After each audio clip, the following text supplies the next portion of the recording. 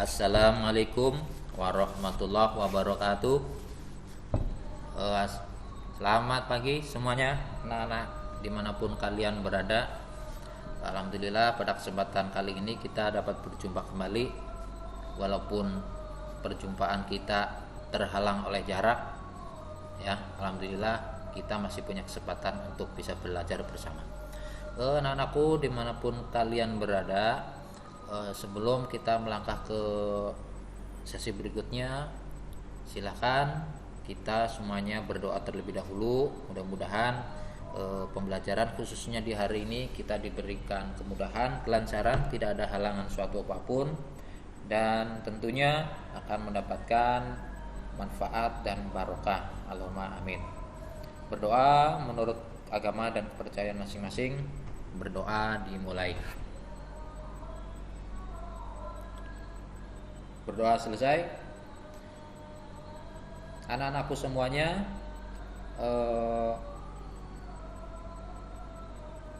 karena masih berkaitan dengan peringatan 17 hari kemerdekaan, ya, hari kemerdekaan negara kita, Negara Kesatuan Republik Indonesia, yaitu tanggal 17 Agustus kemarin, ya. Kita alangkah baiknya mengheningkan cipta terlebih dahulu untuk mengenang jasa-jasa pahlawan yang telah gugur mendahului kita. Berdoa, mengheningkan cipta, mulai. Mengheningkan cipta selesai. Anak-anakku semuanya, di kesempatan hari ini kita, ya, masih alhamdulillah masih di mata pelajaran pengelolaan bengkel sepeda motor kelas 12, ya, dimana di kesempatan ini adalah masuk ke kompetensi dasar yang kedua, ya. Untuk beberapa pertemuan yang lalu, 2 kali pertemuan, ya, maaf ya, kita sudah membahas KD kompetensi dasar yang pertama, yaitu tentang memahami struktur organisasi khususnya di bengkel otomotif. Nah, untuk sekarang untuk kompetensi yang kedua adalah faktor yang mempengaruhi keberhasilan bengkel, ya. Kenapa, Pak? Kok penting ini? Ya, ini sangat penting, ya. Di samping kalian menguasai hal-hal teknis tentang perawatan dan perbaikan sepeda motor, kalian tentunya harus mengetahui analisis, ya, penyebab ataupun pengaruh-pengaruh untuk keberhasilan khususnya di bengkel, di sepeda motor, ya. Untuk itu kalian harus perhatikan baik-baik mengenai pembelajaran ini, jangan sampai kalian terlewatkan, ya. Anak-anakku semuanya, berkaitan dengan kompetensi dasar, faktor yang mempengaruhi kinerja keberhasilan bengkel, ya, saya mengkelompokkan yaitu adalah menjadi 2 kelompok, ya. Ruang lingkupnya menjadi 2 kelompok, ya, karena yang kita bahas adalah mengenai bengkel, ya, saya kelompokkan menjadi 2 tadi, yaitu faktor mengenai teknis yang pertama, kemudian yang kedua adalah faktor yang berhubungan dengan bisnis, ya. Ini adalah 2 faktor ini, antara teknis dan bisnis ini adalah yang sangat-sangat mempengaruhi, ya. Bisa saja teknisnya bagus, tapi dari sisi bisnisnya tidak bagus, ya juga akan menghambat dari keberhasilan ataupun perkembangan dari bengkel itu sendiri, ya. Jadi kedua-duanya ini harus sama-sama imbang, tidak jomplang sebelah, ya. Karena apa? Ya, kedua-duanya ini adalah hal yang paling penting ketika kita sedang melakukan ataupun memulai berwirausaha khususnya di bidang bengkel sepeda motor, ya. Ini yang harus kalian pahami, ya. Jadi ruang lingkupnya saya bedakan menjadi 2. Yang pertama adalah berhubungan dengan faktor teknis, yang kedua adalah mengenai faktor-faktor bisnis, ya. Oke. Untuk itu kita bahas untuk lebih lanjut, ya, yaitu pertama adalah berkaitan dengan faktor yang pertama, keberhasilan dalam bidang usaha. Nah, ketika orang berusaha, baik itu saya, kalian ataupun siapapun yang berusaha, ada tolak ukurnya, ya, parameternya, acuannya, contohnya, ya, ada acuannya dan contohnya. Ya, yang pertama adalah laba lebih besar daripada rugi. Ya pasti, namanya orang berusaha, dagang, berwirausaha adalah mencari untung. Untung harus lebih besar, jangan sampai terjadi kerugian. Makanya ini tantangan sebagai seorang wirausahawan, ya, untuk bagaimana caranya untuk mendapatkan laba atau untung yang sebesar-besarnya dan meminimalisir kerugiannya. Ya, semakin besar laba ataupun keuntungan, semakin berhasil pula bidang usaha yang kita jalankan. Ya, semakin kita rugi, ya semakin usaha kita semakin mundur, lama-lama gulung tikar. Makanya, ya, ini parameternya. Ya, saya jelaskan di sini. Ya, kemudian yang kedua adalah, ya, kita memiliki pelanggan yang banyak. Kenapa? Ya, ini pelanggan adalah aset utama ketika kita berwirausaha. Nah, berhubungan dengan bengkel sepeda motor, yang mana mungkin kita dapat untung yang banyak kalau yang datang ke bengkel kita sedikit. Ya atau tidak? Semakin banyak pelanggan kita, semakin memperbanyak juga keuntungan yang kita dapatkan nantinya. Nah, untuk itu kalian bagaimana caranya ketika kalian nanti mengembangkan ataupun memulai ataupun mengembangkan usaha kalian, baik usaha apapun. Nah, bagaimana caranya memperbanyak pelanggan? Ingat, ya, pelanggan itu tidak hanya dilihat dari banyaknya saja, tapi ingat, pelanggan yang berkualitas. Apa pelanggan yang berkualitas? Ya, adalah pelanggan yang loyal, ya, pelanggan yang setia. Ketika kita memiliki pelanggan setia yang banyak, nah, itu adalah modal besar dari kita.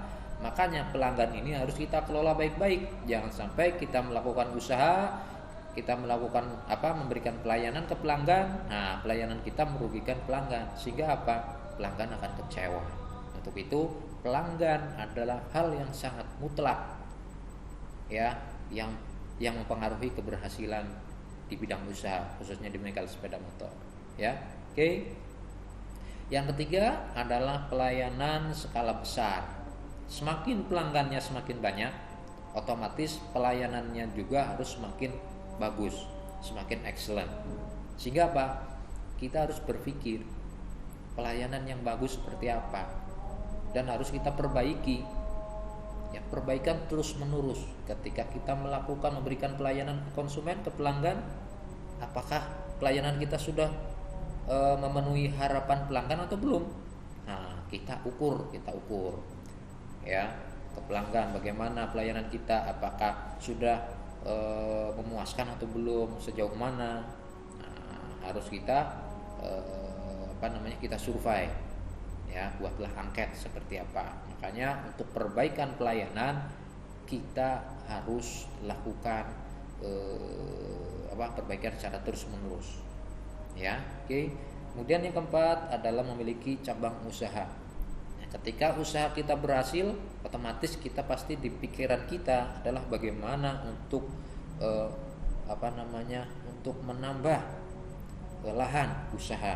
Biasanya membuat cabang usaha yang lain, usaha di lokasi yang lain ataupun di bidang yang lain juga. Ya, mungkin kita sering menjumpai ada contohnya brand, ya, brand apa contohnya yang di sekitar sini Telaga Sari. Kalau saya lihat ada Akur, ya, saya lihat macam-macam, ada Akur motor, ada mobil, ya, kemudian ada salon, ada apotik, ya, kemudian ada koperasi, ya, banyak sekali jenis-jenis ataupun bidang usahanya. Itu artinya apa? Dari perusahaan itu, ya, mengalami ataupun berhasil dalam melakukan berwirausaha. Makanya dia berpikir bagaimana caranya untuk menambah bidang usaha ataupun cabang usahanya. Ya, oke. Jadi untuk cabang usaha bisa yang sama ataupun di bidang yang lainnya. Ya biasanya kalau usahanya cabangnya sudah banyak, bidangnya sudah banyak, biasanya dia buat grup, satu grup seperti itu. Contoh kayak dealer mobil, ya dealer mobil, ya pemiliknya satu, tapi dia memiliki dealer bermacam-macam merek. Ada mobil Honda, Suzuki, Toyota, Hino, Hyundai, Wuling dan lain sebagainya. Pemiliknya satu, dia punya beberapa dealer dan berbagai merek. Ya itu contoh. Ya. Berikutnya nomor 5, sarana fisik yang baik dan memadai.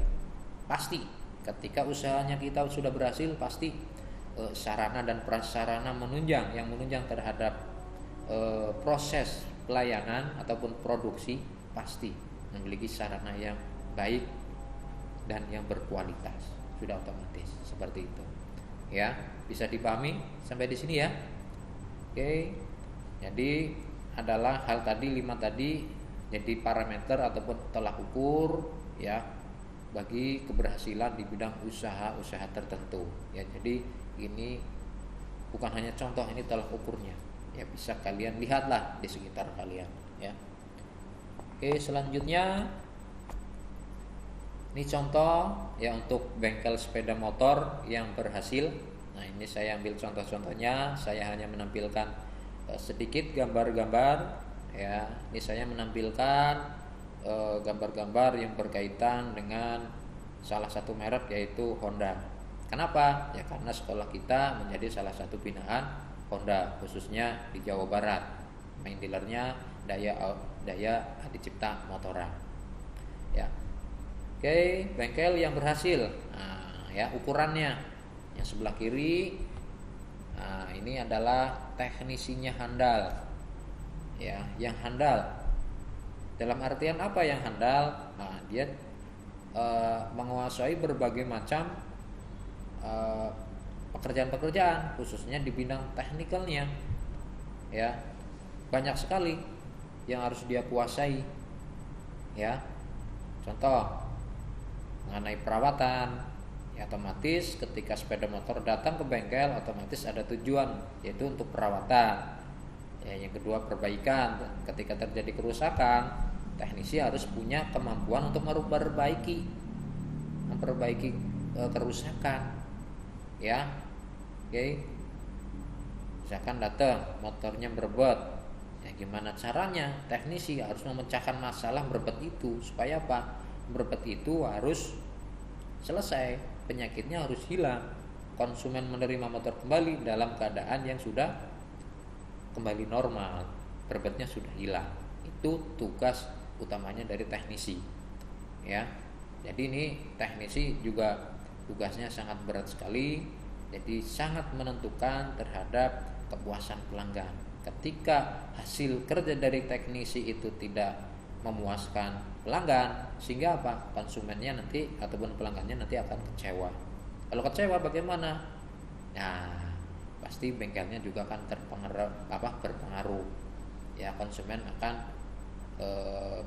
bercerita ke orang-orang bahwa oh bengkel itu kurang baik pelayanannya, pekerjaannya tidak rapi. Nah, ya. Oke, bisa dipahami ya. Oke, macam-macam sekali lah. Ya, banyak sekali untuk keberhasilan di bidang dari teknisi. Ya. Jadi teknisi tidak hanya dituntut dia punya kemampuan untuk merawat, memperbaiki, tapi dia juga punya kemampuan untuk diagnosa. Dia juga harus bisa punya kewajiban juga untuk merawat alat-alat yang digunakannya. Ya. Oke, mungkin kalian lihat antara di bengkel umum dan di bengkel resmi bagaimana tentang penggunaan alatnya, tentang alat-alat yang digunakan, tentang kebersihannya, tentang kerapihannya, itu sangat berbeda. Oh Pak, saya pernah ke bengkel resmi di Ahas contohnya, tapi saya menjumpai teknisinya jorok, kunci di mana-mana, sampah di mana-mana. Nah itu dari mungkin ya mindsetnya belum sampai atau mungkin belum di-training ya. Nah, makanya untuk teknisi-teknisi khususnya di bengkel resmi Ahas Ya, teknisi itu sudah di training terlebih dahulu di main dealernya. Ya, trainingnya berjenjang. Ya, mulai dari dasar, basic sampai dengan tingkatan yang tinggi. Ya. Jadi setiap training yang diikuti itu berbeda-beda. Ya dasar ya tentang bongkar pasang dan lain sebagainya. Ya, sampai dengan training di tingkat manajer yang ada trainingnya sendiri. Ya, oke.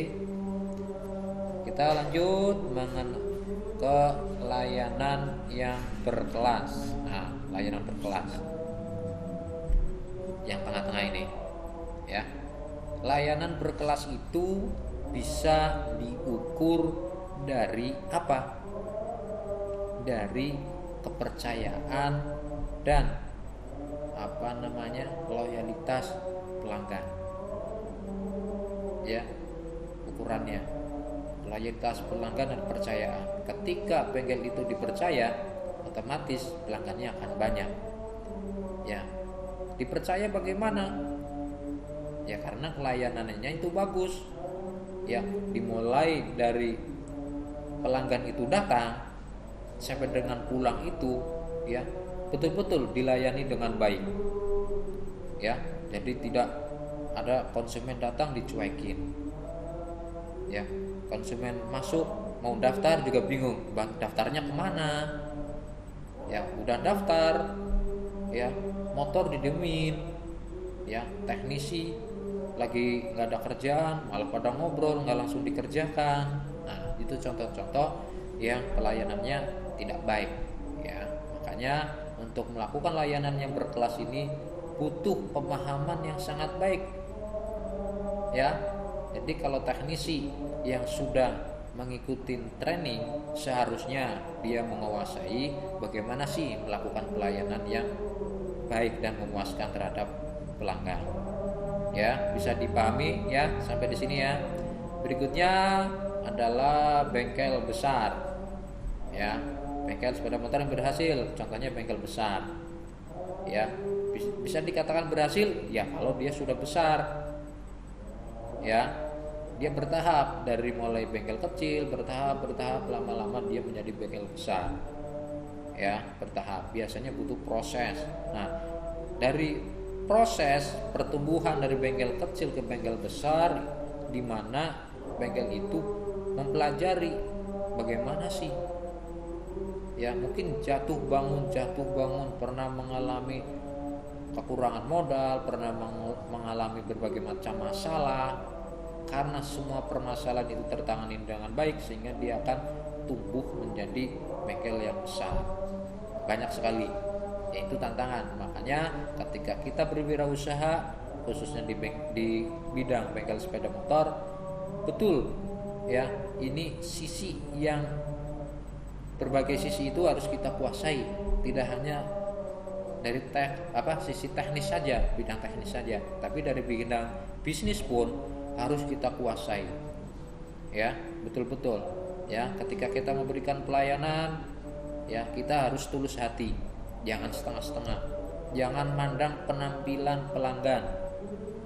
Contoh, pelanggan datang bawa motornya motor tua, kutuk, celana pendek, celana lusuh, bajunya baju lusuh kayak baju di sawah. Jangan dipandang sebelah mata. Ya, pelanggan itu datang ke kita bawa uang.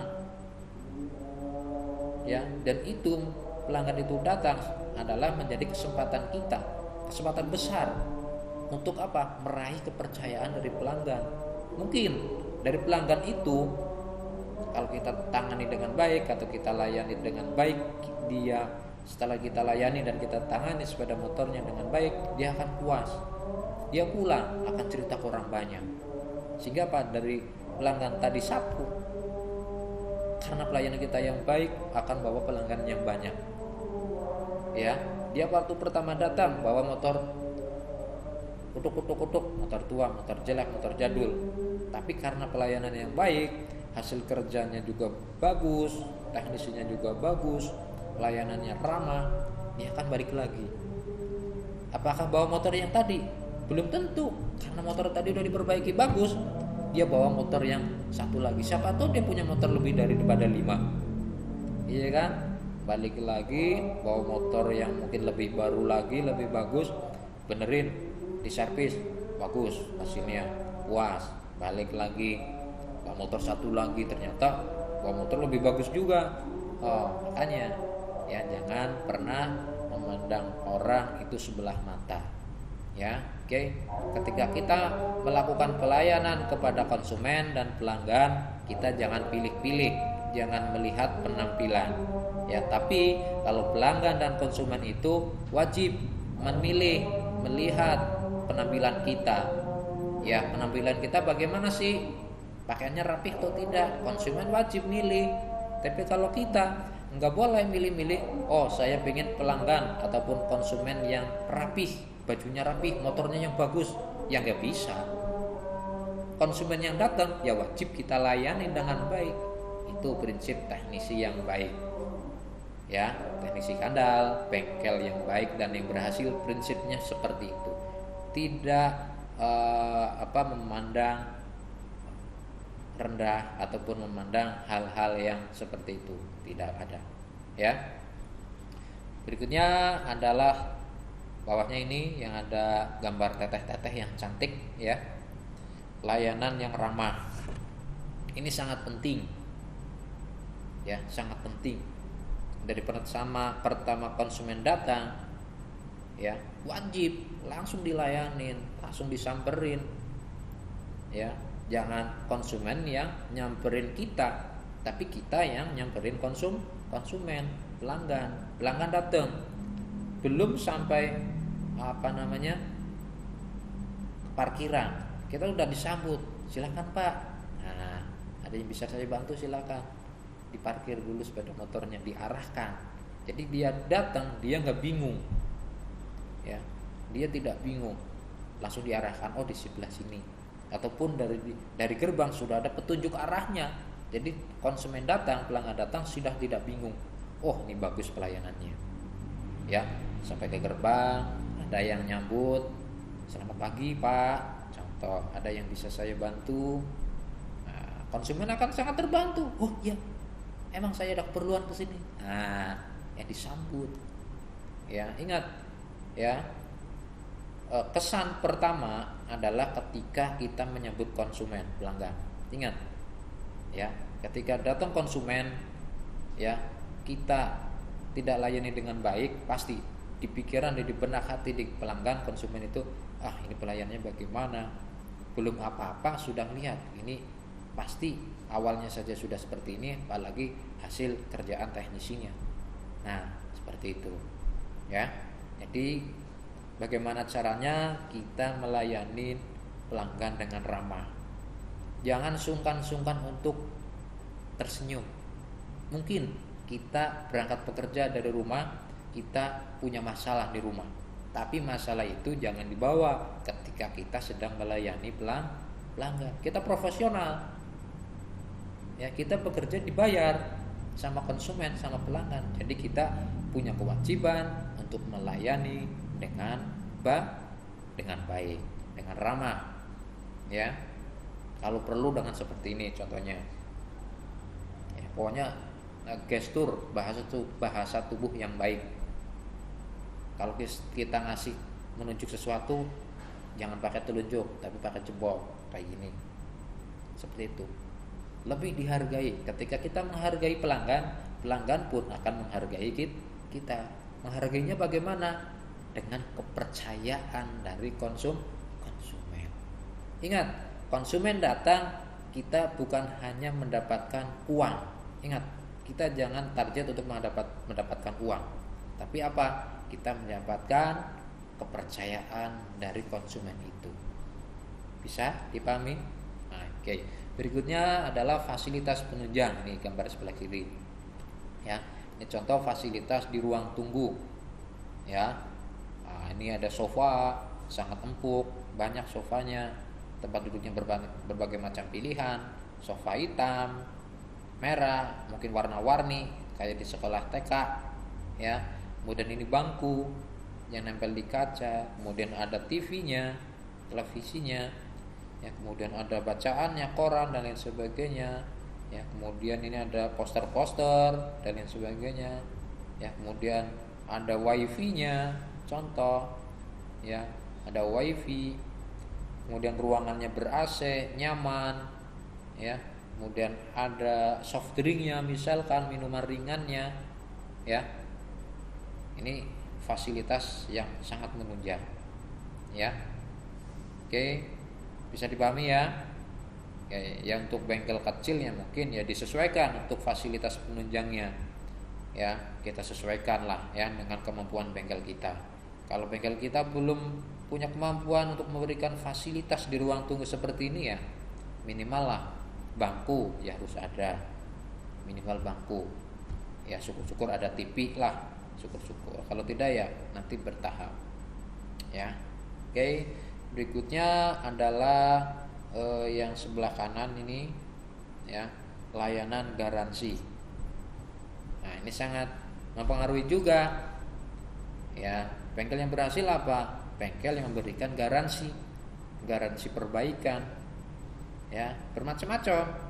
Garansi ada dua, ya, garansi perbaikan dan garansi pabrik, ya. Dan garansi pabrik berbeda-beda, ya. Biasanya bengkel yang memberikan garansi perbaikan dari kerjaannya itu menandakan bengkel itu sudah siap. Itu artinya apa? Bengkel itu ketika melakukan pekerjaan, menangani misalkan teknisi menangani sepeda motor, betul-betul sudah berkualitas. Sebelum diberikan konsumen, betul-betul sepeda motornya itu betul-betul sudah dalam keadaan normal, sudah layak jalan. Ya, tadinya ada keluhan, ketika sudah selesai diperbaiki, kemudian diserahkan ke pemiliknya, ke pelanggannya, sudah dalam keadaan yang normal. Ya, kemudian karena hasil kerjaannya sudah berkualitas sehingga bengkel itu berani ngasih jaminan. Oh, Pak, ya, motor Bapak ini hasil servisnya kami kasih garansi, ya, saya jamin, kasih jaminan servis. Ketika nanti motor Bapak ada yang kurang enak ataupun ada yang belum selesai hasil dari perbaikan bengkel kami, silakan datang ke bengkel kami kasih garansi, ya, selama 1 minggu. Silakan datang lagi ke sini, ya. Jarang yang bengkel ngasih garansi seperti itu. Biasanya yang ngasih garansi dia punya standar kualitas perbaikan yang sangat bagus. Dan gak mungkin kalau bengkel yang sembarangan, teknisinya sembarangan ngasih garansi, wah, yang gak mungkin. Ya, teknisinya kurang handal, ya, motor misalkan sehari nyervis 10 datang, motornya gak ada yang beres, sehingga balik lagi, sehingga waktunya habis untuk mengerjakan motor-motor yang komplain. Itu artinya waktunya terbuang sia-sia. Pertama, yang kedua, kepercayaan konsumen akan kurang. Ya, ini sangat penting mengenai garansi. Ya, bisa dipahami ya ke sini ya. Berikutnya adalah yang sebelah kiri, pemasaran yang luas. Ya, pemasaran, marketing.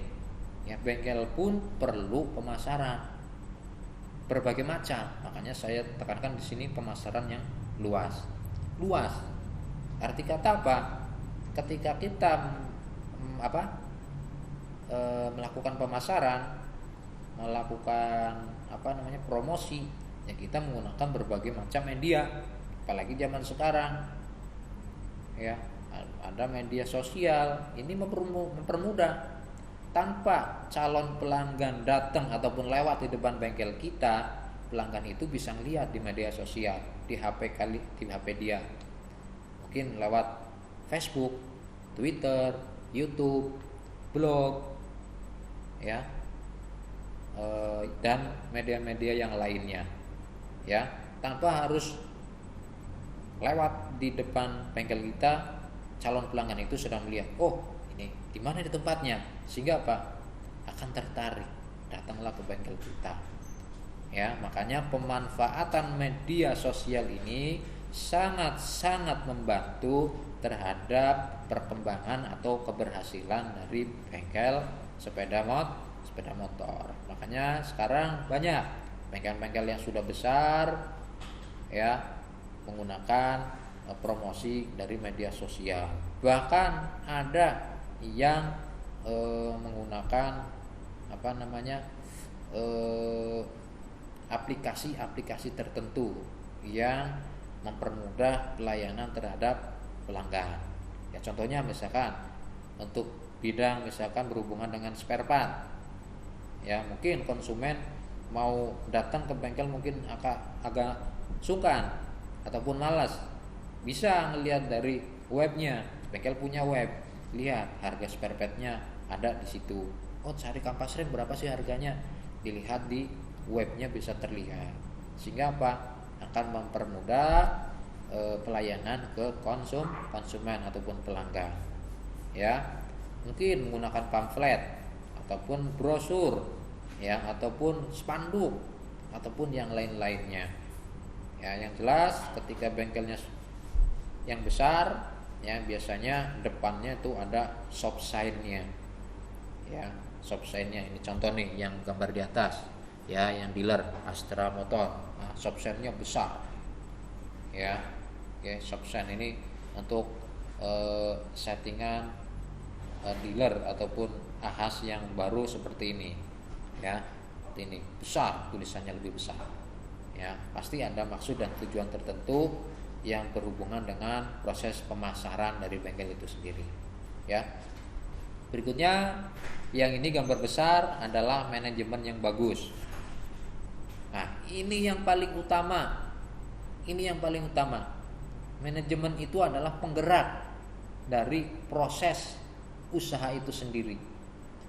Ya. Manajemen itu yang sangat utama. Ya, bisa memberikan pelayanan yang berkelas,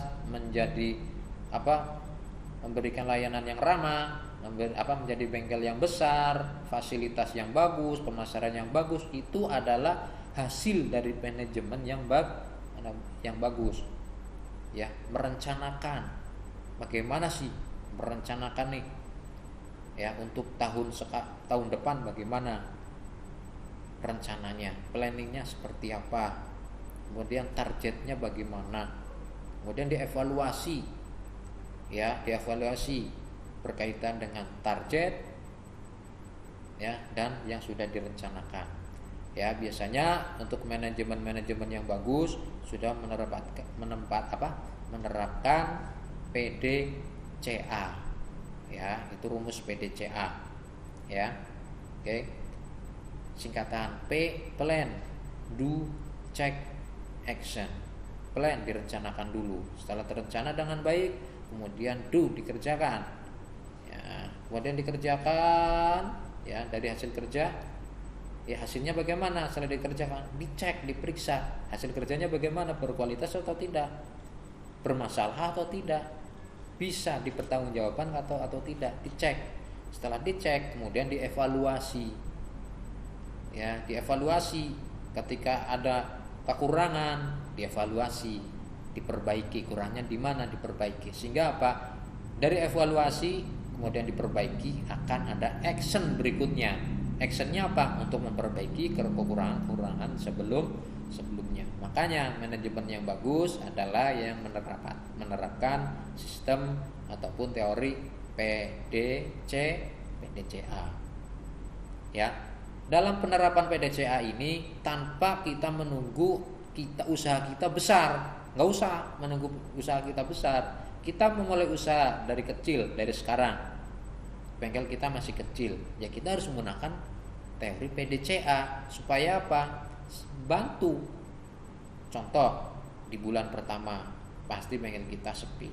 Nah, kita harus ada plannya, rencana di bulan kedua bagaimana supaya bengkel kita ada perkembangan. Nah, itu ya seperti itu. Ini sangat penting PDCA. Ya, jadi PDCA itu tidak hanya sekedar teoritis saja. Tapi ketika kita berusaha, berwirausaha, khususnya di bengkel sepeda motor, ini wajib kita aplikasi untuk teori PDCA. Makanya harus ada perbaikan secara terus menerus. Ya, jangan perbaikan hanya sekali-sekali, perbaiki terus dengan cara apa? Menerapkan teori PDCA. Ya, bisa dipahami ya sampai di sini ya. Oke, kita lanjut ke slide berikutnya. Maaf. Nah, yang ini. Ya, kita lanjut ke faktor dari sisi teknis. Ya, dari sisi teknis. Yang pertama adalah contoh nih ya, dari sisi teknis ya. Pertama adalah dari kepala bengkel yang handal. Ya, kepala bengkel. Ya. Di samping harus memiliki kemampuan teknis, ya, kepala bengkel juga harus dapat memimpin operasional bengkel itu sendiri. Ya, dimulai dari merancang ataupun merencanakan, kemudian menjamin dan mengawasi terlaksananya program-program yang direncanakan. Kemudian setelah itu evaluasi kinerja timnya, ya, dan bertanggung jawab secara penuh terhadap pertumbuhan bengkel. Ya, jadi untuk posisi kepala bengkel adalah salah satunya adalah yang menduduki di posisi manajemen. Kenapa? Karena dia yang bertanggung jawab secara penuh terhadap perkembangan bengkel. Ya, tadi dimulai dari merencanakan program-program yang nanti akan dijalankan, kemudian memastikan program itu berjalan dengan baik, berarti harus kita awasi. Ya, kemudian kita evaluasi sejauh mana sih keberhasilannya. Ya, evaluasi berarti harus dikompar, dibandingkan dengan dari pencapaian dan target yang sudah direncanakan. Ya, jadi ini harus dipertanggungjawabkan dengan baik sekali. Ya, kepala bengkel ini biasanya yang pasti dia menduduki tingkat manajemen. Ya, di posisi manajer biasanya. Ya, bisa dipahami ya. Jadi untuk di bengkel sepeda motor khususnya kepala bengkel adalah posisi di top, di posisi bisa dikatakan top manager lah, yang di bawahnya owner. Ya, oke. Berikutnya adalah kemampuan analisis dari atau diagnosa dari service advisor. Ya, service advisor, ya, jadi dia bertanggung jawab, ya, melayani seluruh kebutuhan pelanggan yang datang dan keluar bengkel, ya, dengan memastikan SOP atau standar operasional prosedur pelayanan, ya, SOP pelayanan berjalan dengan baik untuk mencapai kepuasan pelanggan. Ya, oke. Jadi service advisor ini tidak hanya punya kemampuan teknisnya saja, tapi memiliki kemampuan di bidang pelayanan. Dia yang bertanggung jawab dari pertama konsumen ataupun pelanggan itu datang ke bengkel kita sampai dengan pelanggan itu pulang. Service advisor ini bertanggung jawab sekali. Ya, ketika motor sedang dikerjakan oleh teknisi, service advisor pun dia juga punya kewajiban untuk memastikan, ya, bahwa yang dikerjakan oleh teknisi itu sesuai dengan SOP. Contohnya, konsumen datang, ya, dilayani, diterima, ya, dari hasil proses penerimaan itu didapat job, ya, job yang tertuang di perintah kerja bengkel. Ya, di situ contohnya jobnya servis berkala, ganti oli. Kemudian di situ ada keterangan, ada keluhannya. Misalkan keluhannya remnya blong, contohnya. Sehingga apa? Ya, SI itu harus memastikan hasil kerjanya, ya, apakah keluhannya itu hilang atau tidak, keluhannya itu selesai atau tidak, pastikan dulu. Ya, jadi yang bertanggung jawab secara penuh terhadap proses pelayanan berkaitan dengan SOP adalah service advisor. Ya, mempertanggungjawabkan secara penuh berkaitan dengan pelayanan. Ya, kalau pelayanan SOP-nya bagus, otomatis akan mencapai kepuasan pelanggan yang excellent juga. Ya, oke, dipahami ya. Oke, jadi untuk posisi service advisor ini adalah posisi yang sangat-sangat riskan sekali. Ya, dia harus punya kemampuan tadi di bidang pelayanan yang sangat mumpuni. Ya, bisa berbicara dengan orang, bisa memiliki kemampuan negosiasi yang baik dengan pelanggan, ya, punya pelayanan yang ramah, ya, kemudian penampilan yang baik, syukur-syukur menarik, ya, harus bersih penampilannya, ya, harus rapi, sepak rambut juga harus rapi, bajunya juga harus rapi, harus bersih. Jangan sampai kalian bekerja sebagai service advisor tapi bajunya di sini contoh di lengan ada telapak tangan. Nah, itu yang tidak baik. Ya, oke. Baik anak-anakku semuanya. Mungkin karena waktunya juga sudah cukup lama karena berhubungan dengan daring, ya, jadi waktunya juga dibatasi sehingga mungkin kita pembelajarannya cukup sampai di sini saja dulu.